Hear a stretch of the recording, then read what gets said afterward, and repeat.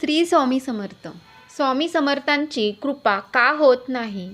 स्त्रियांनी या 5 चुका टाळा. स्त्रियांनी स्वामी समर्थांच्या पूजेत या 5 गोष्टी कधीच करू नये.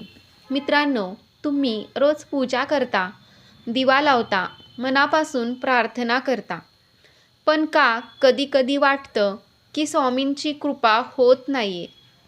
का तुमचे मनोरथ पूर्ण होत नाहीत?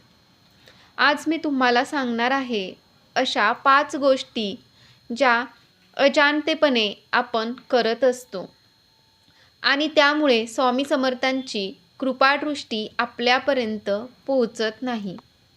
विशेषतः माझ्या सर्व बहिणींसाठी आज हा व्हिडिओ खूपच महत्त्वाचा आहे. तर शेवटपर्यंत नक्की बघा, कारण शेवटी मी सांगणार आहे एक असा उपाय जो तुमचं आयुष्य बदलून टाकेल. तर चला सुरू करूया. मित्रांनो, आपण सगळेच जाणतो की श्री स्वामी समर्थ आणि श्री दत्तगुरू हे अतिशय करुणामय आहेत. त्यांची कृपा सर्वांवर समान असते. पण तरीही कधीकधी असं का होतं की आपण कितीही भक्ती केली तरी मनाला शांती मिळत नाही, संकट दूर होत नाहीत. एक खरी गोष्ट सांगते तुम्हाला. मागच्या महिन्यात पुण्यातली एक बहीण माझ्याकडे आली. ती म्हणाली, दीदी, मी 15 वर्षापासून स्वामींची पूजा करतेय. रोज मंदिरात जाते, पण माझं कुठलंच काम होत नाहीये. कुटुंबात भांडण सुरूच असतात. आरोग्याच्या समस्या येतात. मला काय करायचं समजत नाही. आणि मग जेव्हा मी तिला विचारलं की ती नक्की काय करते पूजेमध्ये, तेव्हा मला कळलं की ती या अजाणतेपणे काही चुका करत होती. आज मी तुम्हाला सांगणार आहे अशाच 5 गोष्टी ज्या आपण टाळल्या पाहिजेत. पण त्याआधी जर तुम्ही स्वामी समर्थांचे भक्त असाल तर या व्हिडिओला लाईक करा आणि आमचं कृपादृष्टी चॅनेल सबस्क्राईब करायला विसरू नका. बेल आयकॉन दाबा, जेणेकरून अशा भक्तिमय व्हिडिओंची माहिती तुम्हाला लगेच मिळेल. तर मित्रांनो, पहिली आणि सर्वात महत्त्वाची गोष्ट, अपवित्र मनाने पूजा करणे. बघा, स्वामी समर्थ म्हणतात, मनापासून जो माझं स्मरण करतो त्याच्याकडे मी धावत जातो. पण मनापासून म्हणजे काय? याचा अर्थ फक्त शुद्ध विचार नव्हे, तर शुद्ध भावनाही. बऱ्याच वेळा असं होतं की आपण पूजा करतो, पण मनात दुसऱ्याचा द्वेष असतो. कुणाच्या तरी बद्दल वाईट विचार चाललेले असतात आणि कुणाला घालवायची इच्छा असते. एक गोष्ट ऐकली होती मी. गडचिरोलीत एक बहीण रोज स्वामींच्या मंदिरात जायची, पण तिच्या मनात सासूबद्दल रागाचा डोंगर होता. ती पूजा करत होती, पण मनातून शाप देत होती. आणि काय झालं माहितीये? तिचा मुलगा अचानक आजारी पडला. मग तिला एका संताने सांगितलं, बाई, तू स्वामींना प्रार्थना करतेस, पण मनात विष ठेवलंय. स्वामी तुझ्या मनातली अशुद्धता बघतात. त्या बहिणीने मग मनापासून माफी मागितली, सासूला क्षमा केली आणि 108 वेळा गुरुमंत्र म्हटला. काही दिवसातच तिच्या मुलाला बरं वाटू लागलं. तर लक्षात ठेवा, पूजेसाठी बसण्याआधी मन शुद्ध करा. कुणाचाही राग, द्वेष, मत्सर सोडून द्या. जर कुणाशी भांडण झालं असेल तर पहिलं ते सोडवा आणि मग पूजा करा. स्वामी समर्थांना कधीही द्वेषाच्या भावनेने प्रार्थना करू नका. पूजेत शुद्धता फार महत्त्वाची आहे. बाह्य शुद्धतेपेक्षा अंतर्मुख शुद्धता अधिक महत्त्वाची. चला आता दुसऱ्या महत्त्वाच्या गोष्टीकडे, पूजेत सतत कामना करत राहणे. हे ऐकून तुम्हाला वाटेल की प्रार्थनाच करायची ना पूजेत. पण ऐका, स्वामी समर्थ दासबोधात म्हणतात, निष्काम भक्ती करावी, सकाम भक्ती नको. याचा अर्थ हे नाही की आपण काहीच मागू नये, पण दर पूजेत, दर प्रार्थनेत फक्त मला हे पाहिजे, मला ते पाहिजे असं करत राहणं हे योग्य नाही. एका भक्ताची खरी कहाणी सांगते. नाशिकमधील एक बहीण रोज पूजा करायची, पण तिची प्रार्थना असायची, स्वामी मला मोठं घर हवंय, महागडी गाडी हवी आहे, माझं लग्न जास्त पैशात हवंय. 5 वर्ष गेली पण काहीच झालं नाही. मग एकदा तिला स्वप्नात स्वामी समर्थ दिसले आणि म्हणाले, बेटा तू रोज माझ्याकडे येऊन फक्त मागतच राहतेस. तू कधी माझ्याशी फक्त बोललीस का? तुझं दुःख मला सांगितलंस का? माझी कृपा मागितलीस का? वस्तू नव्हे. त्या बहिणीला मोठा धक्का बसला. तिने पूजेचा दृष्टिकोन बदलला. ती फक्त स्वामी तुमची कृपा असो, जे योग्य असेल ते द्या, तुमच्या चरणी आत्मसमर्पण म्हणू लागली. आणि आश्चर्यच, 6 महिन्यात तिच्या आयुष्यात अपूर्व बदल झाले. तर काय करायचं? स्वामींची कृपा मागा, वस्तू नाही. त्यांच्यावर विश्वास ठेवा. ते योग्य वेळी योग्य ते देतील. प्रत्येक वेळी मला हे पाहिजे म्हणण्यापेक्षा तुमची इच्छा पूर्ण हो म्हणा. कृतज्ञतेने पूजा करा. तुमच्याकडे जे आहे त्याबद्दल आभार माना. आठवा, स्वामी समर्थ हे आपले आई बाबा आहेत.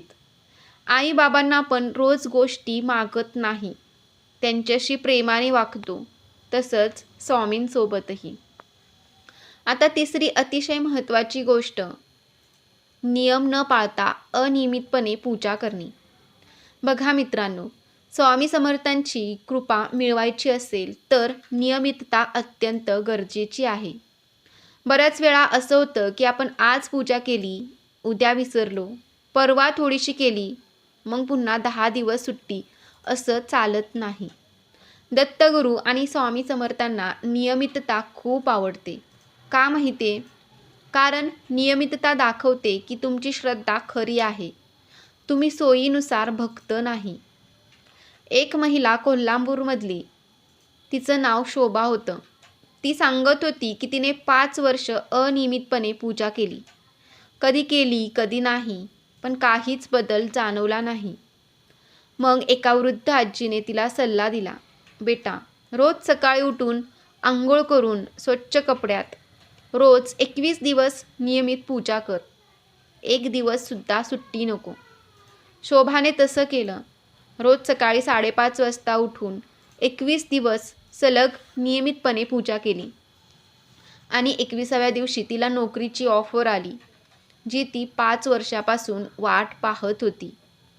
तर नियम काय असावेत? रोज ठराविक वेळी पूजा करा. सकाळचा वेळ श्रेष्ठ. शक्य असेल तर आंघोळ करून स्वच्छ कपड्यात पूजा करा. रोज किमान 5 ते 10 मिनिटं स्वामींसमोर बसा.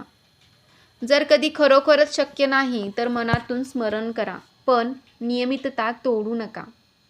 मासिक पाळीच्या काळातही मनातून स्मरण करा. स्वामी हे आपले आहेत, त्यांना आपल्याकडून अंतर नको. स्वामी समर्थ म्हणतात, नियमित भक्त माझा अतिप्रिय. तुम्ही नियमित झालात की स्वामीही तुमच्यासाठी नियमित उपस्थित राहतील. आता चौथी खूप महत्त्वाची गोष्ट जी बऱ्याच बहिणी चुकून करतात, दुसऱ्याच्या पूजेची तुलना करणे आणि स्पर्धा करणे. हे ऐकून थोडं विचित्र वाटेल, पण खरं आहे. आपल्यापैकी बऱ्याच जणी असं करतात, आमच्या शेजारच्या बाईंनी इतकं मोठं पूजा केली, आम्ही पण तसंच करूया. किंवा त्यांनी इतके दिवे लावले, आम्हाला अजून जास्त लावायचेत. पण मित्रांनो, भक्ती ही स्पर्धा नाही, हे शोभमेळा नाही. स्वामी समर्थांना तुमच्या मनातील भावना पाहिजे, तुमच्या दिव्यांची संख्या नव्हे. एक धक्कादायक घटना येथे ऐकवते. मुंबईत 2 बहिणी राहायच्या. दोघीही स्वामींच्या भक्ती करायच्या, पण दोघींमध्ये चालू होती स्पर्धा. एकीने 108 दिवे लावले तर दुसरीने 500 लावले. एकीने मोठा भंडारा दिला तर दुसरीने अजून मोठा. पण दोघींच्याही आयुष्यात शांती नव्हती, कारण त्यांची भक्ती अहंकाराने भरलेली होती.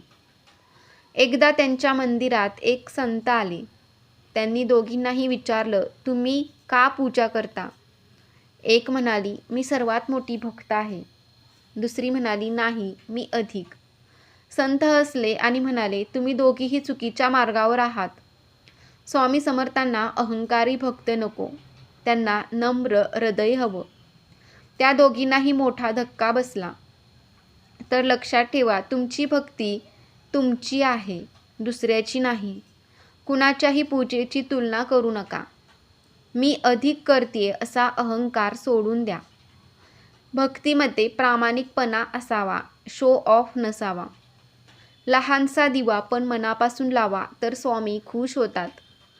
मोठा भंडारा पण अहंकाराने केला तर स्वामींना तो नको असतो.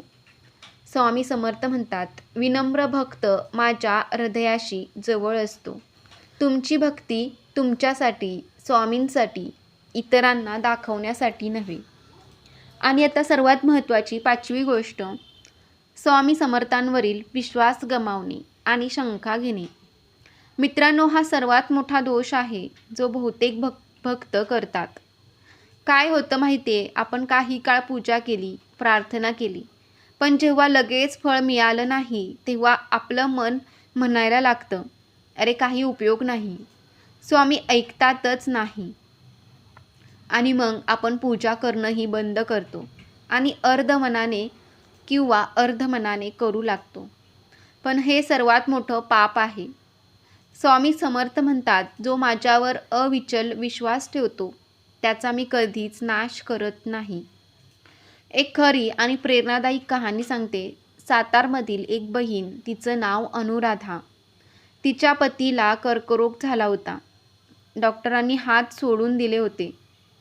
अनुराधा रोज स्वामींच्या मंदिरात जायची, रोज पूजा करायची, रडत रडत प्रार्थना करायची.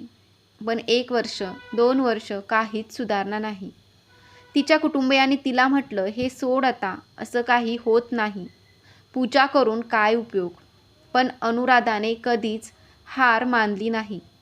ती रोज सकाळी 3 तासाचा उपवास करायची, पूजा करायची आणि म्हणायची, स्वामी तुम्ही जाणता काय करायचे, मी तुमच्यावर विश्वास ठेवते. आणि एकदा काय झालं, 3ऱ्या वर्षी अचानक तिच्या पतीला एका नवीन उपचाराची माहिती मिळाली. त्यांनी तो उपचार केला आणि आश्चर्यकारकपणे त्यांना पूर्ण बरं वाटलं. डॉक्टर म्हणाले, हे चमत्कारच आहे. पण अनुराधाला माहिती होतं, हे स्वामी समर्थांची कृपा होती. तर येथून काय शिकायला मिळतं, कधीही स्वामींवरील विश्वास गमावू नका. परिणाम लगेच मिळत नाही तरी धीर धरा. स्वामींना त्यांची वेळ आहे, ते योग्य वेळी फळ देतात. संकटाच्या काळात अधिक भक्ती करा, कमी नव्हे. शंका घेणं म्हणजे स्वामींचा अपमान करणं. जे होईल ते माझ्या भल्यासाठी असा विश्वास ठेवा. स्वामी समर्थांवर, त्यांच्यावर अखंड विश्वास ठेवणारे भक्त फार प्रिय असतात. स्वामी समर्थांना, त्यांच्यावर अखंड विश्वास ठेवणारे भक्त फार प्रिय असतात. आणि विश्वास ठेवा, स्वामी कधीच आपल्या भक्तांना एकटं सोडत नाहीत. तर मित्रांनो, आता सांगते तो खास उपाय जो मी तुम्हाला सुरुवातीला सांगितला होता. जर तुम्हाला वाटतं की तुम्ही या 5 चुकांपैकी काही चुका करत असाल तर घाबरू नका. स्वामी समर्थ अतिशय क्षमाशील आहेत. त्यांना फक्त तुमचं प्रामाणिक मन हवंय. हे करा.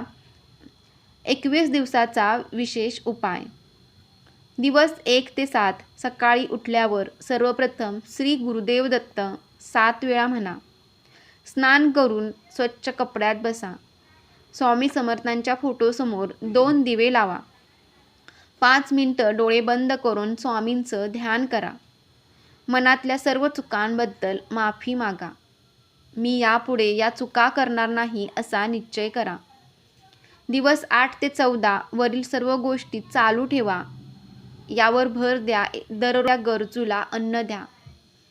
कारण स्वामी म्हणतात, भुकेलेला अन्न देणं म्हणजे माझीच सेवा. रोज 108 वेळा श्री स्वामी समर्थ नामस्मरण करा. दिवस 15 ते 21 सर्व वरील गोष्टी चालू ठेवा. 21व्या दिवशी विशेष पूजा करा. मनापासून स्वामींचे आभार माना. त्यांना आपलं आयुष्य समर्पित करा. आणि सर्वात महत्त्वाचं, या 21 दिवसात कोणाशीही भांडू नका, वाईट शब्द बोलू नका, कुणाचाही वाईटाचा विचार करू नका, सकारात्मक राहा. हा उपाय केल्यास तुमच्या आयुष्यात निश्चितच चमत्कार घडेल. अनेक भक्तांनी हा उपाय केला आहे आणि त्यांच्या आयुष्यात अद्भुत असे बदल झाले आहेत. तर मित्रांनो, आज आपण काय शिकलो? अपवित्र मनाने पूजा करू नये, फक्त कामना करत राहू नये, अनियमितपणे पूजा करू नये, दुसऱ्यांशी स्पर्धा करू नये, स्वामींवरील विश्वास कधीही गमावू नये. 8वा, स्वामी समर्थ आपल्या सर्वांच्या कल्याणासाठी उत्सुक आहेत. त्यांना फक्त आपलं शुद्ध मन, नियमित भक्ती आणि अखंड विश्वास हवा. आजपासूनच हे बदल करा आणि बघा तुमच्या आयुष्यात कसा चमत्कार होतो.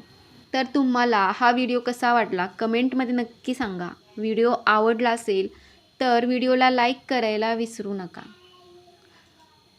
आपल्या सर्वांच्या जीवनात स्वामी समर्थांची कृपादृष्टी नेहमी राहो. श्री स्वामी समर्थ. जय जय स्वामी समर्थ. श्री गुरुदेव दत्त.